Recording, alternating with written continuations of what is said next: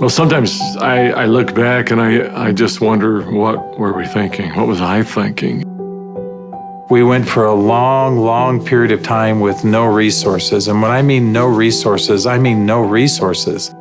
People told us we were crazy to go all in. Is this really going to work? I think some of the most beautiful things can emerge through trial and through difficult times. I had been a physician for a long period of time, and I'd had a patient who came to see me, and they would ask me, Dr. Hill, what do you think about the essential oils? And I made the mistake one time of saying, I think that's one of the craziest things I've ever heard. She looked me right in the eye and she said, I am so disappointed to hear that, because that's done more for me than you or any of your colleagues or anyone has ever done for me. And it intrigued me. And over time, I became more intrigued. I became involved with essential oils. And now for the last several decades, this is all that I have focused on and all that I have done. I remember when I first came into the essential oil industry, I thought they were voodoo oils. I thought they were really, really strange. It wasn't long before I started using oils on my kids, and I was amazed at what I was able to do and how it empowered me as a mom to take charge of my family's healthcare. So I was a huge skeptic. Parents were educators. My father was a professor of physics. So I just wasn't raised with anything but allopathic Western medicine. I learned over the years how effective they were and can be, especially if they're pure. When you make a claim that your product is 100% pure and you don't know that it's 100% pure, that's an integrity problem. I sort of made this conscientious decision. You have to, as a human, recognize that you have an obligation to help and to serve other people. After working 10 years in the essential oil industry, I found myself leaving for integrity purposes because I knew that essential oils had to be pure. The desire of my heart was just to go home and raise my children. I've tried all the essential oils out there. There's nothing that meets the quality standards our family needs to use for our health care. And it was in that moment that I knew, stop thinking with your head and start thinking with your heart. It all came together, and I had such a grand vision of going out and finding the world's most pure, most potent essential oils and educating mothers like me how to take charge of their health care. So it was in that moment before fear took over that I picked up the phone and I called Dave. And Emily Wright called me at the time and just said, what if we could go out and source the most pure essential oils on the planet and bring them to the world in a mainstream fashion? And he got really emotional. And Dave doesn't get emotional. And actually it was that right then and there. That was the genesis for me. And I just kind of felt strongly like, yeah, we're going to start a company. So I hung up the phone with Dave. I picked up the phone and I called Dr. Hill. And as I called him, I still remember he kind of giggled. And I said, Doc, this isn't funny. I'm serious about this. What if we could go out and find these pure oils like we've always wanted to do? And what if we could educate people to really understand the power behind these oils? And he said, no, Emily, I'm not laughing because I think your idea is crazy. I'm laughing because I was just getting ready to call you and ask you the very same question. It started with an initial little small meeting in an Italian restaurant in the far corner, and we met for 5.5 hours until they finally kicked us out of the restaurant because we weren't buying food anymore. And we just started to dream. We would meet anywhere we could find some space to meet. And it was in some strange places. Of course, the basement of the Normal Library was one. We got too rambunctious and they finally kicked us out of the library. Sometimes it was in the basement of our homes. I remember not telling my kids, that I was unemployed and starting a new thing, but the dad was working on a project in the basement. As I did the business plan, I started to realize that This was going to be big. I just knew that with such a good team and product that had changed our lives, we felt like this was going to be significant.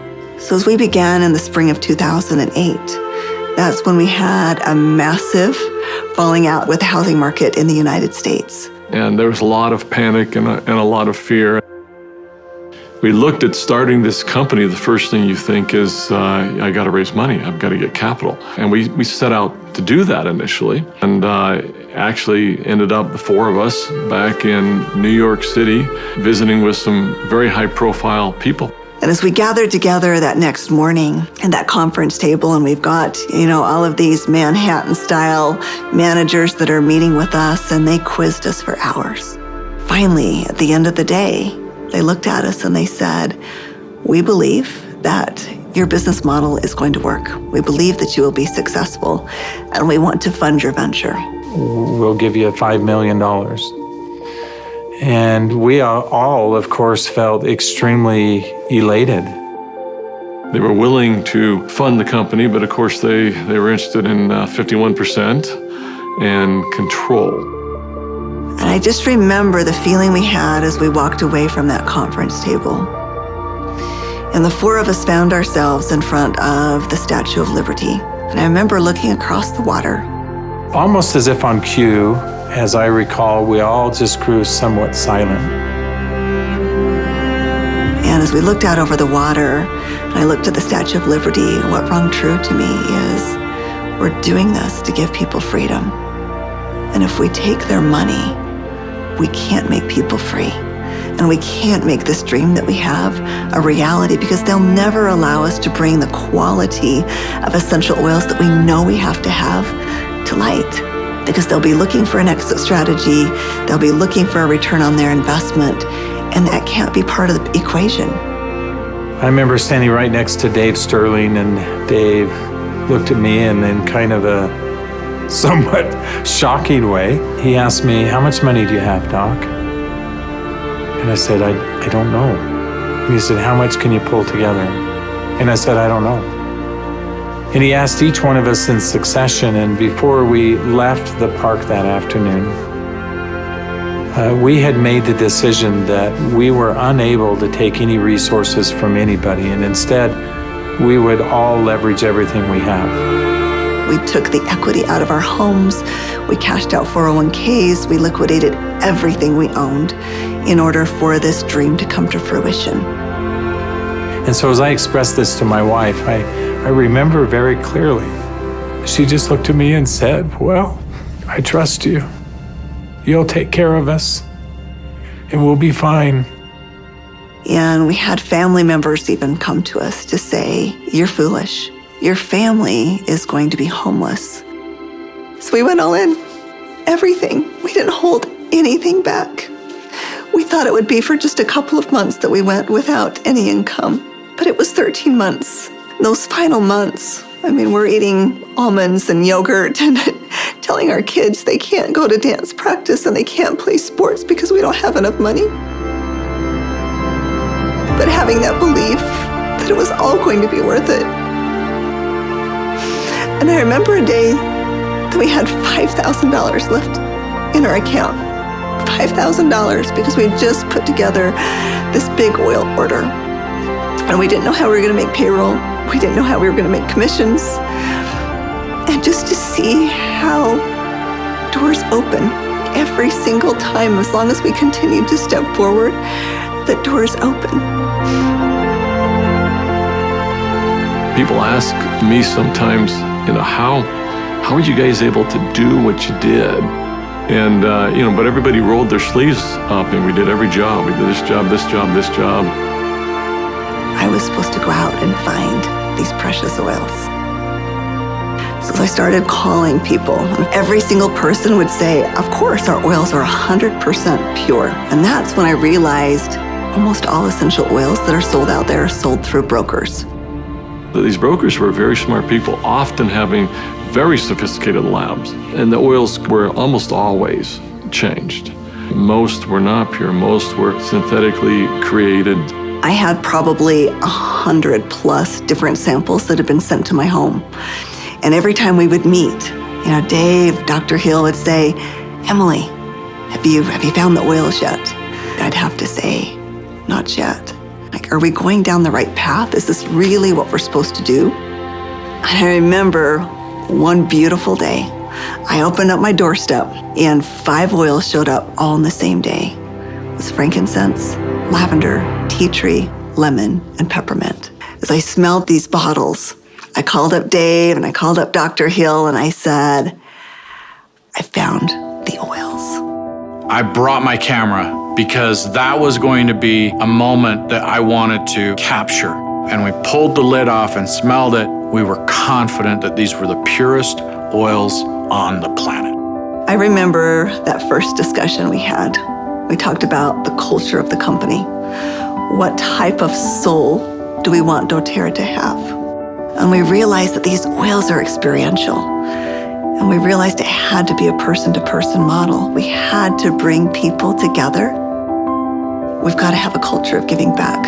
We have to have a culture of caring. Locking arms with the people who are putting the seeds in the ground, who are harvesting these products. It's making sure that their needs are met. As I look back on it today with doTERRA, it's overwhelming to me to see the impact it is around the world. There was a lot of sacrifice, but again, those are days we look back on, with some pride.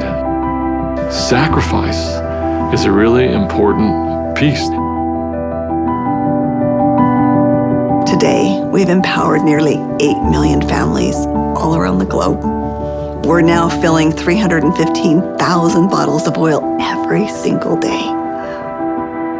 And just to think about it on that scale just warms my heart, knowing that every single bottle is changing somebody's life on both sides of the bottle. I believe every single person in this world needs essential oils. Essential oils are the great equalizer. We have single-handedly changed the acceptance of essential oils in science and in medicine. We are so committed to this work. We are so humbled to be stewards of what nature has created so perfectly for us. And we're so grateful for all of our amazing employees, for all of our amazing wellness advocates, for all of our amazing customers all around the world. We haven't changed in our mission. We haven't changed in our purpose. We're still true to those things that very early on were important. If doing the right thing was important then, doing the right thing is important now. If helping and giving service to other people was important then, it's important now. If sourcing oils differently and doing what had not been done before was important then, it's important now. We feel like, as crazy as it sounds, we're still just beginning.